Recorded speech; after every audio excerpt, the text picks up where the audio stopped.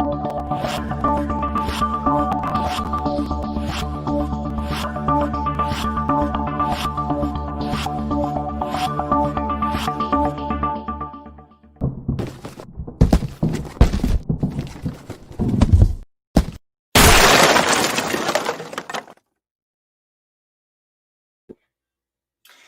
evening. It's Les Hill with Less is More Coaching, working to bring you the 1-year daily insights with Zig Ziglar and Dr. Ike Reichard.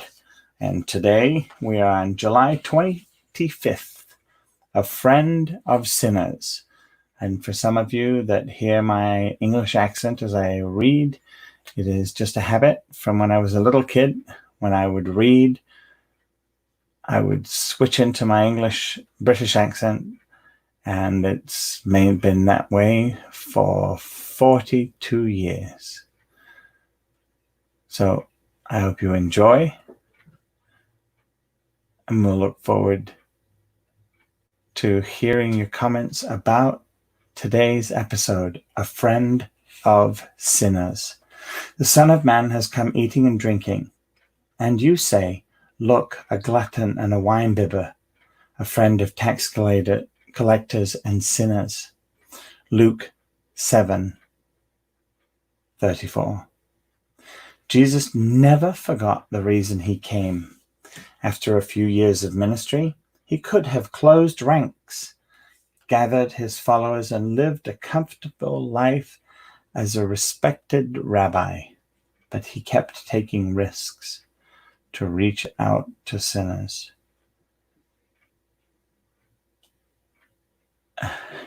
And he caught a lot of flack for it.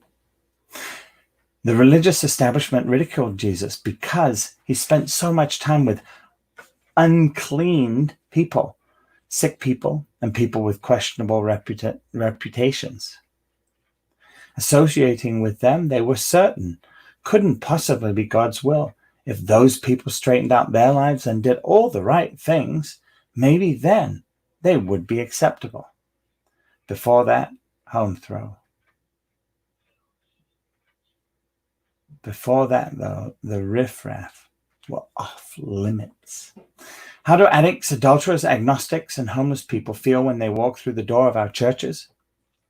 How do they feel when they sit next to us at church or stand next to us at the coffee shop? Do we look down our noses at them, judging them as inferior, even those furthest from God? Didn't feel rejected by Jesus.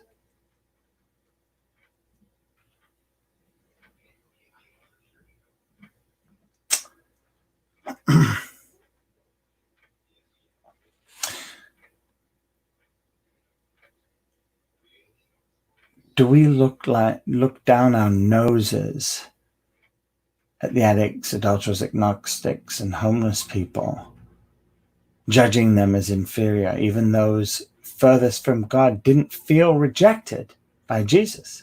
They delighted in his presence, not because he lowered his standards of righteousness, but because he raised his standard of authentic love for them. Who are the tax collectors and sinners in your neighborhood with whom few people want to spend time?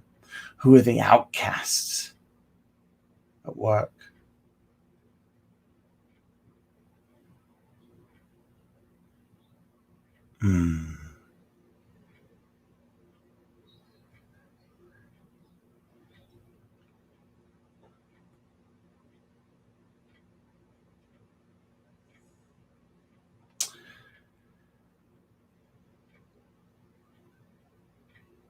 Jesus, they delighted in Jesus's presence, not because he lowered his standards of righteousness, but because he raised a standard of authentic love for them.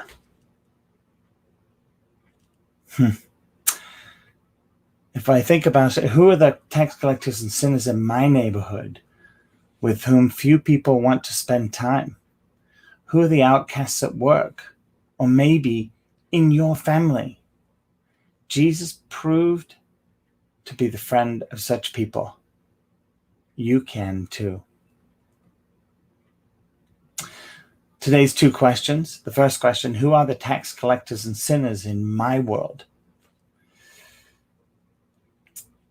For me, it's the homeless people that beg at the stoplights throughout the city, or at the top of an exit ramp or entrance, top of an exit ramp from the freeway. How do they feel around me? I'm very polite to them. I usually don't ignore them. I usually say hello. Lots of times when I'm in the car, I'm on the phone, so don't really interact with them when I'm in the car. When I'm on my motorcycle, I always interact with them, always wish them well. And how do I want them to feel? I want them to feel included. I want them to feel accepted just the way they are and just the way they are not.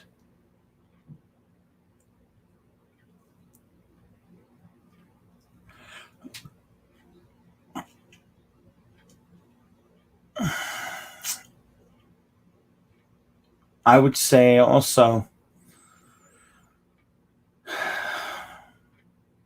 yeah, I would still try to say that I'm not good at catching their eye. In fact, I do my best to avoid eye contact with them. Yeah. While dining with sinners, Jesus was dreaming of their becoming saints. Ike Reichhardt. That's the quote for today, to end July 25th, the friend of sinners, with that quote. Thank you. Tomorrow we're going to look at fresh look at dying. Wow. Looking forward to diving into that, July 26th. Thank you so much for watching. I appreciate all of you. God bless, and talk to you tomorrow.